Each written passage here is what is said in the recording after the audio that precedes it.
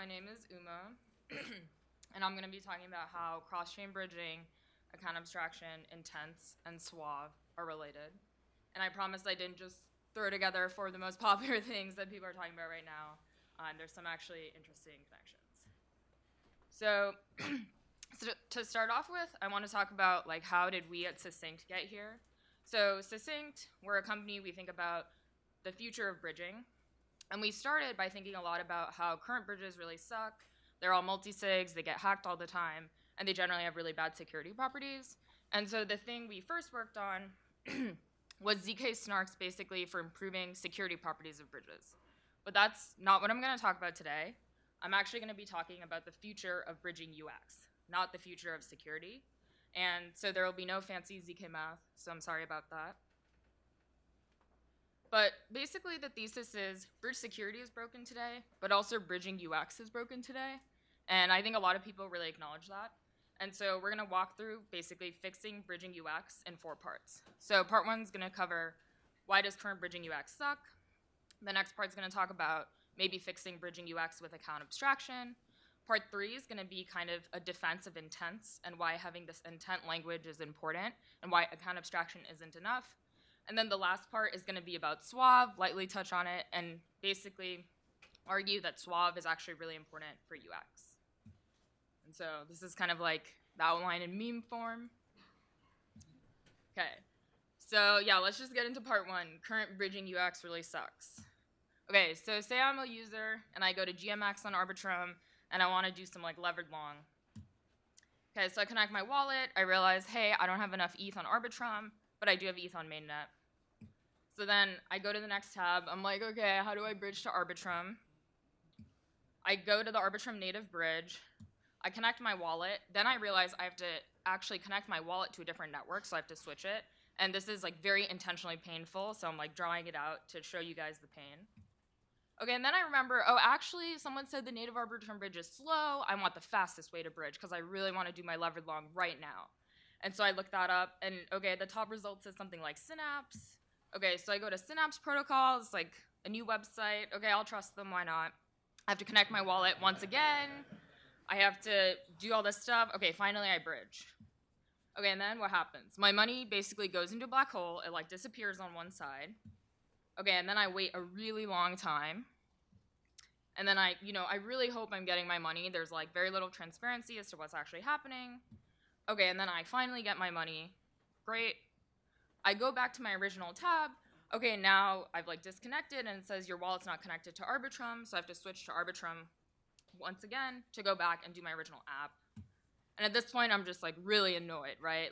Maybe a very persistent user would, push through, but maybe at any step of the way, I've given up. And this current bridging UX, I think, is very unacceptable. I'm not going to go through all the bullets we had to go through, but basically, in short, we spent maybe 30 minutes, we had 5 tabs open, and we had to connect our wallet 3 times with 2 different chains. And this is just not going to scale.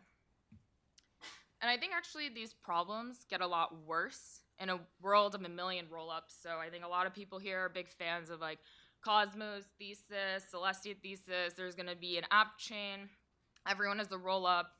And so why do these problems actually get worse? Basically, you have to keep track of gas money and dust across all these chains and ecosystems, and then you have to solve this bridge discovery problem for each new chain. And I think this is very unsustainable. There's been some incremental improvements for bridging. So there's been these bridge aggregators that kind of help solve this bridge discovery problem. So MetaMask now has this in-wallet swap feature where sure, yeah, maybe I pay a really extractive fee, but I don't have to open a new tab. But I think this is fundamentally broken, and we need something different. The ideal flow is bridging should be abstracted away from the user, right? They shouldn't need to worry about transporting their money.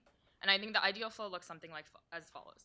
A user wants to take an action on a dApp, then they sign one transaction for the action and also permitting any necessary money flow. The money gets routed and swapped to the right destination and the desired tokens, not by the user. This is happening all under the hood. And then the user action happens. And ideally, all these things happen basically instantaneously.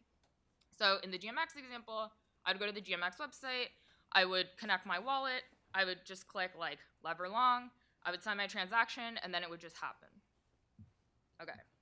So how do we actually accomplish an ideal flow with something like this? Okay, so what is account abstraction? So account abstraction, I think a lot of people kind of like talk about it. I feel like it doesn't get that much love in the research community because it's like very user focused. But basically what it is it's just a spec, it's ERC 4337, and it creates a standard for a very general smart contract wallet.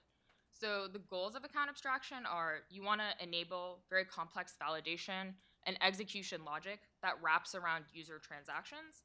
And then you also want to decouple gas payment from the actual user who's sending the transaction. So just to like go through some concrete examples of what this gets you, so if you have this like validation logic, you can have things like social recovery, or maybe if I'm a user, I still have a private key, but if I lose the private key, I can socially recover and not all my assets are lost.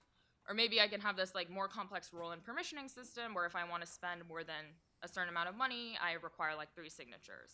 I can also have a contract whitelist blacklist, I can have rate limits, and then the gas abstraction part is basically, as a user, I don't have to hold ETH or the native gas token in my wallet. I can just hold USDC or any ERC20s, and I can cover the cost of these transactions not using the native gas token. So all these things sound really great, and account abstraction kind of promises they have this like protocol or standard that lets people implement stuff like this. Okay, so how does account abstraction actually work? Account abstraction's actually fairly complicated, or like it has a lot of parts, but here's like a really simplified design. So before, a user would just sign a transaction, which would just be like the action I want to take, like do this swap on Uniswap. Now, a user signs a user op, so this isn't a signed transaction, it's a signed message, very similar to like how if you're using a Gnosis safe, you sign a message, and then the transaction gets pooled once all the signatures from all the users of the safe are collected. And then there's an executor, which is another entity that submits the user op.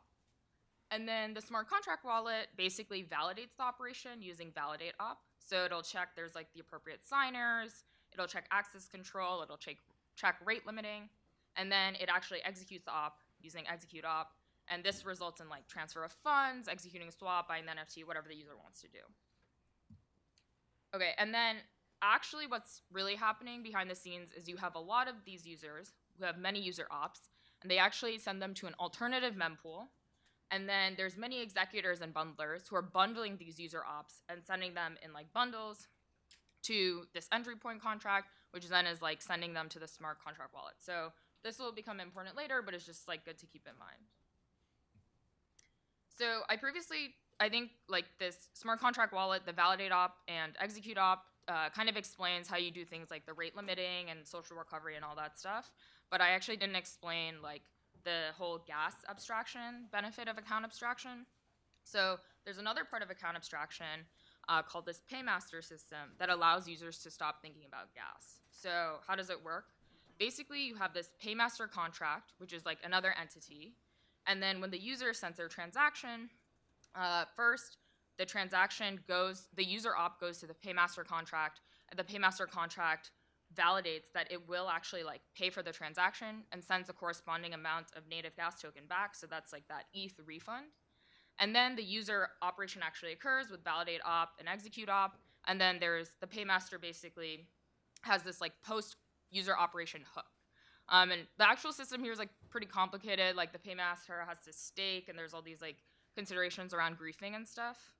But if we kind of like walk through the code a little better, or a little more, the flow for a user, say I'm a user who wants to pay in USDC to cover the cost of my transactions because I don't want to hold ETH for any reason. So if I'm a user, I'll withdraw USDC to my smart contract wallet, and I'll set an approval for the paymaster to spend. Okay, and then the paymaster contract kind of looks as follows. It has 2 functions. The first function is validate paymaster op, and it'll just return whether or not the paymaster will actually pay for this transaction. So for example, the paymaster might not want to pay for like random transactions. It's very reasonable. And then it has this post-operation function, which is this hook that I talked about, which is called after the user op is executed. So the user operation happens, they do their swap and stuff, and then the entry point, which is this like ground truth, like trusted contract that everyone's like agreed to, calls this function post-op, and it calls it with this actual gas cost parameter, which was the actual gas cost of the function. And then in short, what's happening here, and this is like skimming over a lot of details, is this particular paymaster is computing the actual gas cost, converting it to USDC, and then doing a token.safe transfer from the user to the paymaster to take the user's USDC and reimburse the paymaster for the gas that it covered. Okay, so can we have a cross-chain paymaster where basically if I'm a user, I withdraw USDC to a smart contract wallet on Ethereum, but I want my paymaster to pay for my transactions on Arbitrum. So now my paymaster lives on Arbitrum, and like, can we just make this work? And okay, surprise, surprise, the answer is like, no, like very naively, this doesn't work because in the post operation function, when the paymaster goes to transfer USDC from the user to the paymaster, the USDC is living on Ethereum, but my paymaster contract that's paying for stuff is actually living on Arbitrum. So like the USDC lives on a different chain, so naively this doesn't work. And the fundamental kind of like reason for this is I think account abstraction's not really like a cross-domain protocol. It's really meant for like this single domain in mind. Okay, so you have to like kind of work your way around this and figure out a solution for even taking account abstraction and adapting it to this like cross-domain use case. So, okay, what's a really naive solution? So the problem setup is like I'm a user, I want to do a user operation or like take some action on Arbitrum, which is on the bottom, but then my smart contract wallet actually has all my gas money and on the top, and then that lives on like mainnet, let's say. So a very naive solution is, okay, if I'm a user, I'll sign one user op on chain A, which is the top chain, to pay for gas. It'll pay for the gas and send the money to the paymaster account. Then the paymaster will wait for finality on chain A. And then I'll also sign a user operation on chain B to take like whatever action I want. And then after the paymaster has waited for finality, then basically it'll pay for my transaction and it'll like settle within itself. So it won't necessarily actually have to move the money from chain A to chain B. It'll just like front me the money on the other chain and settle with itself later. This is like not that much better than bridging, the current bridging paradigm, if we think about it. So let's like go back to our own evaluation criteria. So here, the user still has to sign two transactions, right? It has to sign, or it's not signing transactions, but it's signing two user ops on two different chains. The money does get routed and swapped to the right destinations. So like the paymaster is kind of like doing that work of like managing its account balances on the different chains and settling with itself. But also it's not instant, right? Like the paymaster, you still have to wait for finality. So this naive solution like still has a lot of the original problems of current bridging. Okay, so let's think about what like a better solution could look like. So one solution that we kind of thought about and came up with is, okay, a user smart contract wallet on chain A has a piggy bank where basically funds can be withdrawn with a time lock, let's say like 6 hours.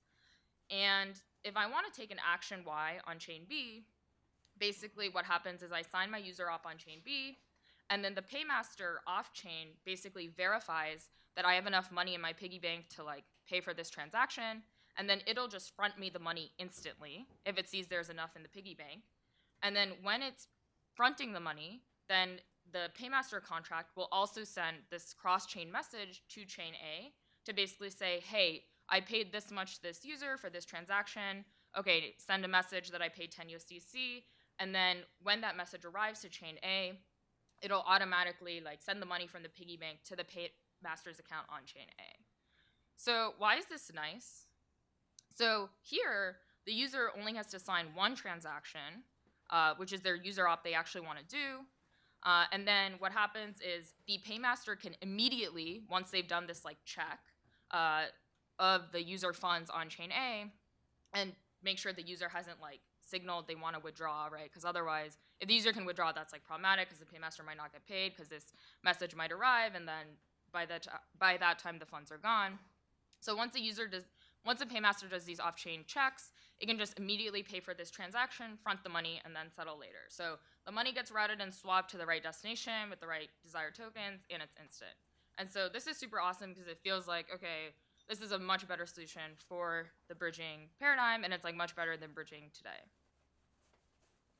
So one interesting thing to note here is you can use this not just for gas, but you can also do this to front like USDC or ETH or really anything else for more complex actions. Like, okay, do a swap or buy it, like I want to buy an NFT or Arbitrum, or I want to do swap on Arbitrum. Actually, this paymaster can front like all the different money, all the different tokens for any action this user wants to take, and then it can just like be settled later by like withdrawing from the user account on their like main chain. And the user doesn't have to worry about any of this. All this is happening under the hood, and the paymaster is like doing all these conversions, like necessary stuff. Okay, so one interesting thing to note is we were like, okay, this design's cool, but do we actually need account abstraction? And we realized that actually you don't fully need account abstraction. Actually, there's a clever way to do this where the user only needs to replace their RPC. So what can happen is the user say they replace their RPC, and they sign a normal transaction. So it's not a user op, it's just like a normal transaction. And then this transaction will go to an RPC. And then our RPC, and this is like a somewhat centralized solution, will basically see, oh, okay, this user has basically has set up this like smart contract piggy bank on their main chain. So I'm going to front run their transaction with enough gas money or whatever other assets they need, and then I'll send a message to deduct from their piggy bank. So basically, you're kind of replacing this like smart contract wallet and this notion of a paymaster, and our RPC is like doing a lot of the work and front running their user actions with like the necessary transactions to send the user gas and other assets they need, and deducting from like the user's home chain's wallet. And so we actually implemented this. So we made this RPC, and you can see like, okay, I have my 0x5CB account connected on Goerli, and it shows I have 0 Goerli ETH. But then if I switch to my universal RPC in MetaMask, we kind of hijack the RPC, and we return that you actually have 10 Goerli ETH, because in reality, maybe you have like 10 Goerli ETH on another network that you've like permitted us to spend, basically. And then what happens is if I want to do a transaction, so okay, as the text is a little small, say I want to do deposit transaction, what we do when you send us your deposit transaction is we front run you with a transfer call from our wallet to yours to like give you enough gas and enough assets, and then your deposit transaction goes in after. And of course, like in a blockchain where there's blocks, we can make this like a bundle, and we can even have them in like the same block. In our test implementation, it was just like 2 different transactions.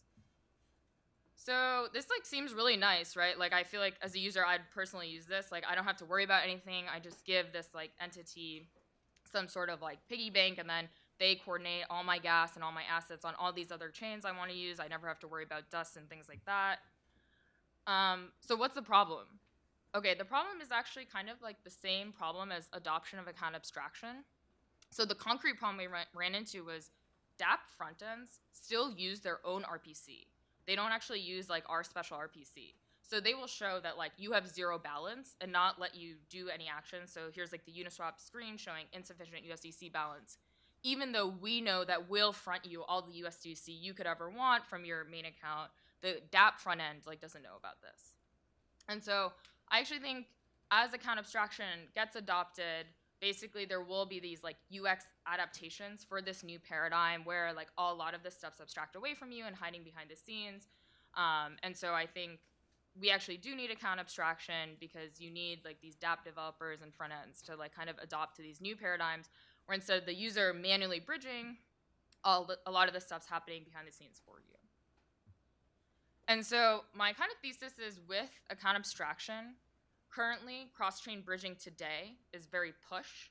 So like the user is responsible for pushing money from the source to the destination, right? The user has to figure out the best path. They have to choose their bridge. You know, this caused us like 5 tabs, 3 wallet connections, 30-minute delay. Like it was really annoying because as a user, I had to do a lot of work and make a lot of decisions. And then with account abstraction, I think bridging can be much more pull, where you have this paymaster and the wallet and kind of this like account abstraction system figuring out the best path for you. And then all these off-chain actors who are not you are pulling your money to where you want. So as a user, I can just have one tab.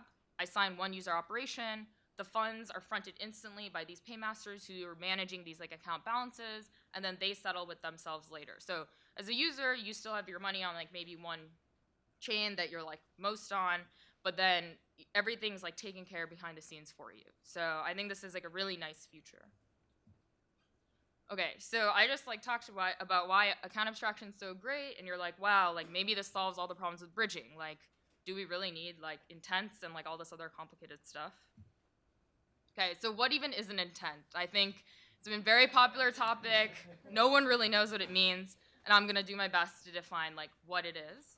And I'm not gonna give like a very precise or mathematical definition. This is like more philosophical, more of like a vibe. So, okay, how do we compare an intent to a transaction? So transactions are this object we know and love, right?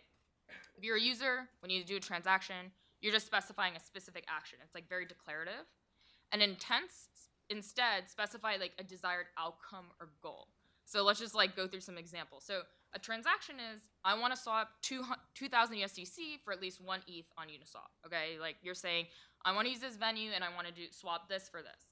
An intent version of this would say like, I want to swap 2,000 USDC for as much ETH as possible. That's like your goal. You're not specifying how to get there. You're just saying like, here's like my preferred state of the world after. Okay, another transaction example is like, I have ETH and I want to lend it on Compound. An intent is, I have ETH and I want to get the highest APY, and like maybe I only want to interact with like a certain whitelist of lending protocols that I trust. And I actually think like the lines are blurred in some cases. So for example, like today, a Uniswap swap, I want to do a Uniswap swap with a maximum slippage of 0.5%.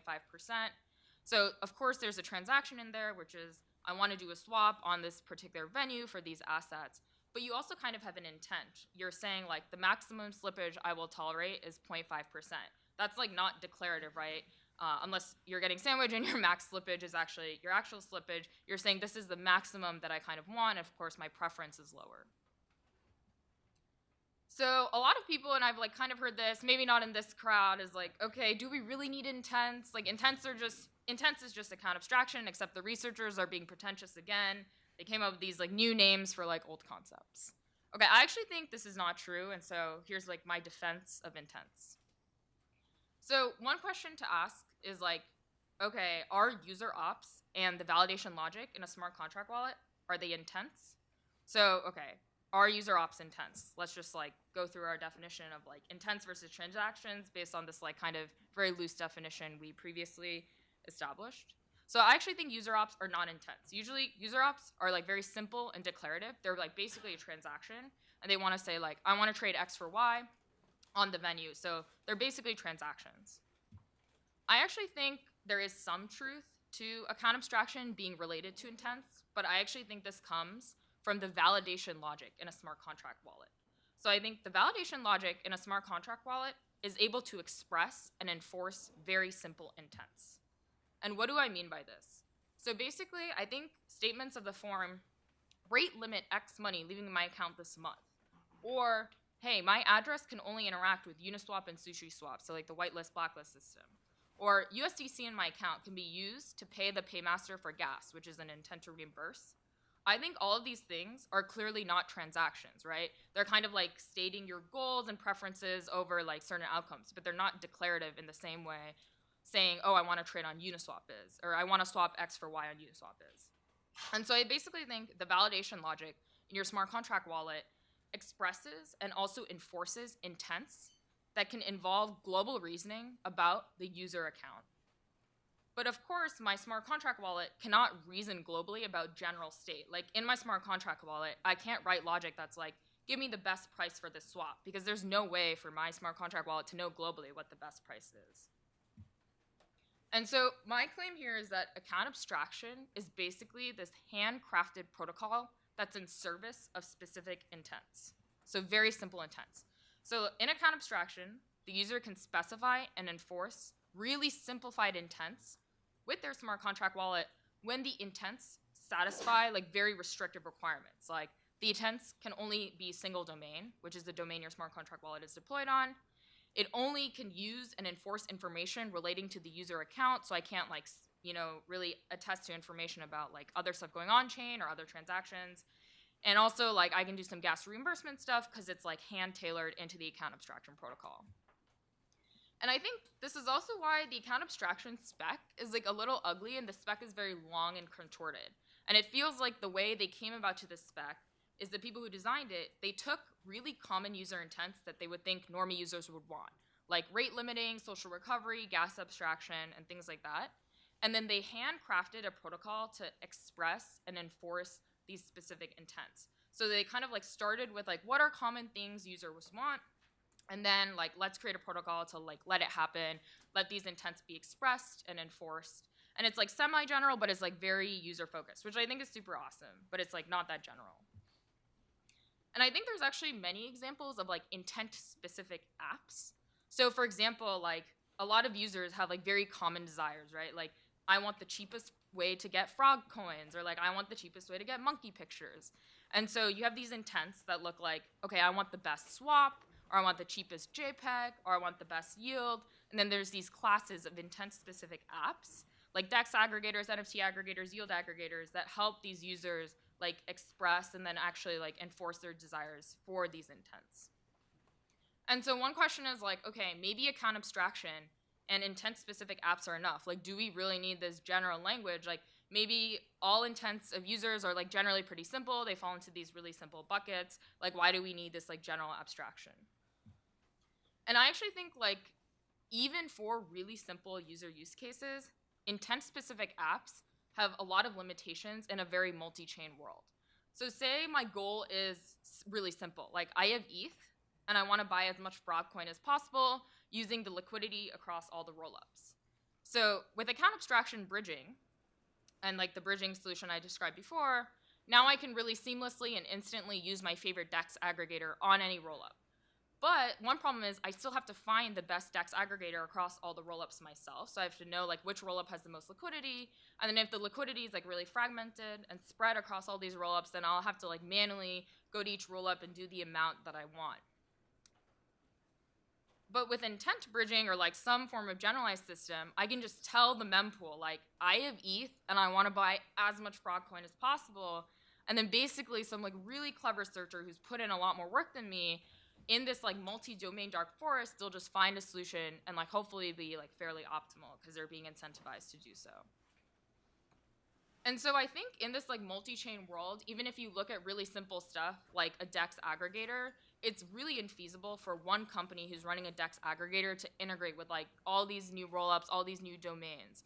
And so like these intent-specific apps don't really scale that well in a multi-chain world, but I think having this general flexible language for intents actually does scale really well because it's a more permissionless system. Like you don't need a whole company to be writing the world's DEX aggregator that incorporates every chain. Instead, you just have these like pool of searchers, and like maybe some searchers are specialized for a certain class of rollups and other searchers are specialized for other ones, and they're all competing to basically serve the user. And so yeah, my final point is like cross-domain intents is actually really useful, and it's like much more powerful than vanilla account abstraction, and it's even very useful for even like pretty simple use cases. So I think intents are like really needed. And there's definitely like a lot of open questions, like how can you show what's optimal? Is it even possible? Like what will the intent language be? Is it just a variant of user ops? Like will most intents be similar or different? Where will the cross-domain intents get posted? Like where does this all happen? How do the searchers know like what to search for? Which leads me to my final part of the talk, which is talking a little bit about SUAVE. So I think SUAVE is basically like a way to make intents happen. I know there's like some other proposals out there. And yeah, a smart man who I believe is in the audience once said, SUAVE is just a global bulletin board for preferences that sophisticated actors who understand the risk can compete to execute across domains. So here's like our previous account abstraction diagram, but now I've like really uglily like done some really basic Photoshop and shown a bunch of users in a very multi-chain world, right? Like you have users on Arbitrum, Optimism, Mainnet. They all have these user operations. They're contributing them to this alternative mempool. And now you have a bunch of executors and bundlers who are bundling these user operations cross-domain and bundling them and basically landing them on chain. And if you squint a little bit and you see this like this picture, which I'm sure you guys have seen many times for like what is SUAVE, and like this picture comes up a lot, you can kind of like squint and overlay those two things, and you see that, okay, the account abstraction alternative mempool and the user operations look a lot like this preference environment. Then the account abstraction bundlers look a lot like this execution market, and then the bundles of user ops look a lot like bundles, and then, yeah, so I don't have like too much, that's like very formal to say here, other than I think these ideas of like multi-chain account abstraction and like SUAVE and intents are all like very interrelated. So what's like my main point here in bringing up SUAVE? So I've noticed, and I think a lot of you would agree, that a lot of discourse about intense and SUAVE is like very academic. It feels like there's like a lot of researchers, and then they often view SUAVE and intense through this lens of the MEV searcher and like the power user. They're like, okay, there'll be this user, they'll really want to land their transaction across 2 different rollups at the exact same time, and they like talk about these users quite a bit. And I think I've like never really heard SUAVE and better UX for like the normie user like mentioned in the same sentence. And I think my thesis with all this stuff is like the normies actually really need SUAVE too. Like cross-domain intents and SUAVE is critical for UX, and I actually think it will make a big difference for UX and is really important for the average user, like not the searcher. And so my final point is like account abstraction has been really excellent at thinking about end users. Like how they made this protocol, it's kind of like they took really common end user intents, like, okay, my normie user doesn't want to care about gas. My normie user wants rate limiting. My normie user wants whitelist, blacklist. And then they made this like kind of complicated, somewhat ugly, like handcrafted protocol to serve these common end user intents in mind, which is really great. And then intents and SUAVE is like kind of on the other end of the spectrum. Like it's this very general thing, it's like very flexible, and basically I think a lot of those ideas are actually really useful in making something like account abstraction more general, more powerful, and also a better UX. And so my kind of plea to like all the Flashbox people here and all the people thinking about intents and SUAVE is please think about the normie users. And I think in this world where intents and SUAVE actually do end up thinking about the normie users, cross-chain bridging can and will be like 100x better in the future, and hopefully the normie user doesn't even really need to know like what a bridge is. It's all very abstract and it just, all the money gets pulled and routed to like where they want it to be, and they can just take the actions they want to take. Yeah, so that's my talk.